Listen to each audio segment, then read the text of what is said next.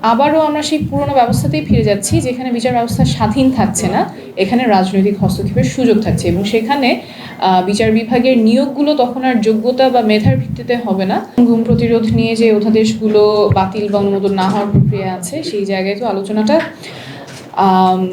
অবশ্যই যে আলোচনা যেটাকে সুশাসনের পথে বাধা হবে কিনা, অবশ্যই বাধা হবে। এবং বিচার ব্যবস্থা স্বাধীন না হওয়ার ফলে কিন্তু বিগত বছরগুলোতে আমরা অনেক ভোগান্তির শিকার হয়েছি। রাজনৈতিক হস্তক্ষেপের কারণে বারবার বিচার ব্যবস্থাটা বিরোধী পক্ষ দমনের হাতিয়ার হিসেবে ব্যবহৃত হয়েছে। এবার যখন সুপ্রিম জুডিশিয়াল অ্যাপয়েন্টমেন্ট কাউন্সিল করার উদ্যোগটা নেওয়া হয়েছে, সেইটা বিচার ব্যবস্থাকে স্বাধীনভাবে কাজ করার জন্য একটা উদ্যোগ, যাতে করে রাজনৈতিক হস্তক্ষেপ এর বাইরে থেকে বিচার ব্যবস্থা স্বাধীনভাবে কাজ করতে পারে। তো এই অধ্যাদেশ যখন অনুমোদন না করা হবে, তখন আবারও আমরা সেই পুরনো ব্যবস্থাতেই ফিরে যাচ্ছি, যেখানে বিচার ব্যবস্থা স্বাধীন থাকছে না, এখানে রাজনৈতিক হস্তক্ষেপের সুযোগ থাকছে এবং সেখানে বিচার বিভাগের নিয়োগগুলো তখন আর যোগ্যতা বা মেধার ভিত্তিতে হবে না, তখন সেটা কে দলের প্রতি বা সরকার পক্ষের প্রতি কতখানি অনুগত আছেন সেই ভিত্তিতেই হয়তো নিয়োগগুলো হবে। সরকার বলতে চাচ্ছেন যে এটা আরও শক্তিশালী আইন দ্বারা প্রতিস্থাপিত হবে। তো সেই শক্তিশালী আইন দ্বারা প্রতিস্থাপিত হওয়ার আগ পর্যন্ত তাহলে কি আমরা সেই পুরনো ব্যবস্থাতেই থাকবো, যেখানে বিচার ব্যবস্থা স্বাধীন থাকে না, বরঞ্চ রাজনৈতিক হস্তক্ষেপের প্রতি অনুকূল থাকে এবং রাজনৈতিক হস্তক্ষেপের মাধ্যমে একটা দমন পীড়নের হাতিয়ার হয়ে ওঠে।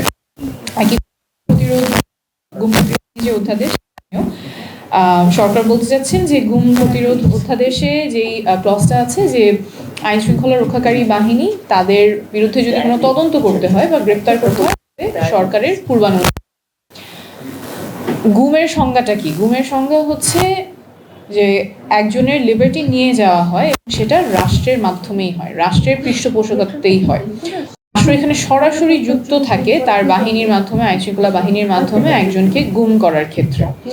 তো যিনি গুমের শিকার হবেন, এই গুমের ঘটনা তদন্ত করার জন্য যদি সরকারেরই কাছ থেকে অনুমতি নিতে হয়, তাহলে কি আদৌ কখনো এটার বিচার হবে? একদম সোজা বাংলায় বলতে গেলে এটা এমন যে কেউ একজন চুরি করলো, চুরি করার পরে সেই চোরকে ধরতে গেলে পুলিশ প্রথমে চোরের সর্দারের কাছ থেকে অনুমতি নিতে হবে, তার আগ পর্যন্ত এটার তদন্ত করা যাবে না, গ্রেফতার করা যাবে না, তাহলে তো সে কোনোদিন বিচার পাবে না। এবং এই মার ব্যাচের কারণে কিন্তু বিগত বছরগুলোতে গুমের শিকার যে পরিবারগুলো, তারা বিচার পাননি।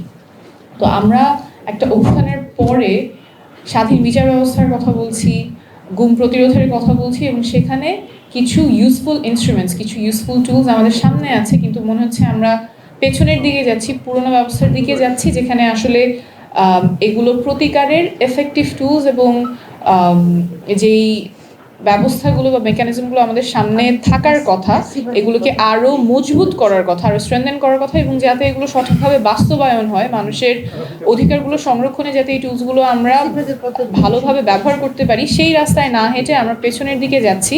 এবং পেছনের দিকে যে যাচ্ছি সেটা কি কারণে, সেই যুক্তিগুলো সঙ্গত না, কিভাবে এই ডেফিসিটসগুলো পূরণ করা হবে, কিভাবে অধিকারগুলো সমুন্নত রাখা হবে, গুমের বিপক্ষে মানুষ কি প্রতিকার পাবে, স্বাধীন বিচার ব্যবস্থা নিশ্চিত করতে কি পদক্ষেপ নেওয়া হবে, সেটা স্পষ্ট না।